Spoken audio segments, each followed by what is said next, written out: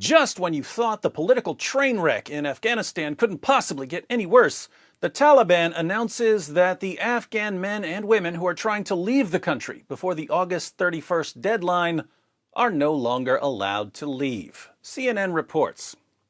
The Taliban said Tuesday that they were not allowing the evacuation of Afghans anymore, and warned that the U.S. must stick to next week's deadline to pull out as a frantic Western evacuation operation at Kabul Airport picked up pace. The announcement came as U.S. President Joe Biden made clear he aims to stick with his August 31st deadline to withdraw troops from Afghanistan as long as the Taliban does not disrupt ongoing evacuation operations or airport access. Top American allies have already called for an extension in order to fly more people out.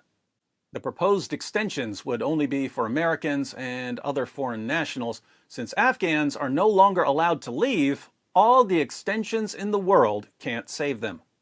Taliban spokesman Zabiullah Mujahid, who now has more than 350,000 followers on Twitter, told a press conference Tuesday that while foreign nationals could continue traveling to the airport, the huge crowds of Afghans that have gathered there in recent days should return home and would not face reprisals from the country's new rulers.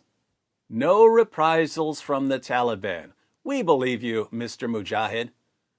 The road, which goes to the airport, is blocked. Afghans cannot take that road to the airport, but foreign nationals are allowed to take that road to the airport, Mujahid said. We are not allowing the evacuation of Afghans anymore, and we are not happy with it either, he added.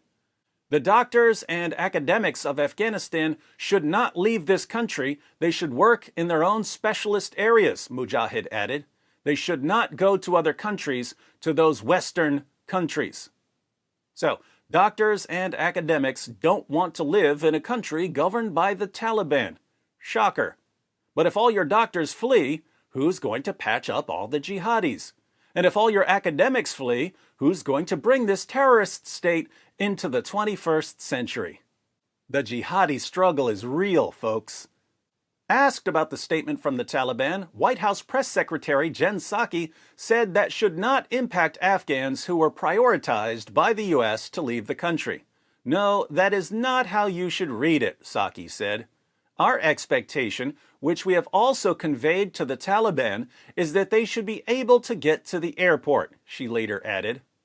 I've decided that if the Taliban spokesman is saying one thing about what the Taliban is going to do, and the White House spokeswoman is saying something different about what the Taliban is going to do, I'm going with the Taliban spokesman. Sorry, Jen. Many of those fleeing the country since the Taliban took over have been educated people, especially women. The last time the Taliban ruled, women were banned from working and forbidden to attend schools and universities. Who wants to get as far away from Islamic law as possible, as quickly as possible? Women and educated people. Now, why doesn't the Taliban want women and educated people to leave? Think about it. The Taliban could say, look, we're here to establish an Islamic state governed by Islamic law. If you don't want to live under Islamic law, then by all means, get out of here. They could let all of these people go, leaving only people who want to be led by the Taliban. So, why don't they do that? Part of the answer is that they want the women for their jihadis, and they want the educated people to serve the Islamic State. But that's not the main reason. Due to the recent fighting, there are plenty of widows for jihadis, and what kind of role are educated people going to play in Afghanistan, really? Not much. So, what's the main reason the Taliban is blocking Afghans from leaving? The main reason is that the Taliban is an organization made up entirely of control freaks. If you know anything about control freaks, they do not like people to have some other place to go. Control freaks often make life a living hell for the people they're trying to control, but they do not want these people to have a way of escaping. An abusive boyfriend makes life extremely painful for his girlfriend, but he does not want her to be able to leave. Ever. I want you to understand this point because I'm convinced that the fundamental dividing line in the world today is not between East and West. It's not between rich and poor. It's not between this race and that race. It's not between this political party and that political party. The fundamental dividing line in the world today is between people who are obsessed with controlling everyone else and people who do not want to be controlled by them. The terrifying reality here is that even though we see the obsession with control when we look at the Taliban, even though we see it in North Korea, even though we see it with the Chinese Communist Party, narcissistic control freaks are all around us. They control your tech platforms. They make your movies and your TV shows. They're your college professors. They give you your daily news. There are even non-human control freaks that you carry around with you in your pocket. There are the algorithms in the apps on your cell phone.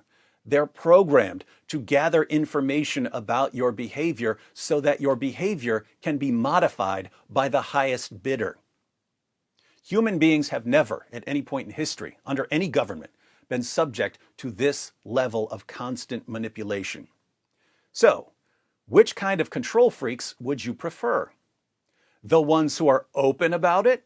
The ones who make it obvious, like the Taliban or the government of North Korea? Or the ones who control you while making sure that you don't realize you're being controlled? Which control freaks do you think are more dangerous?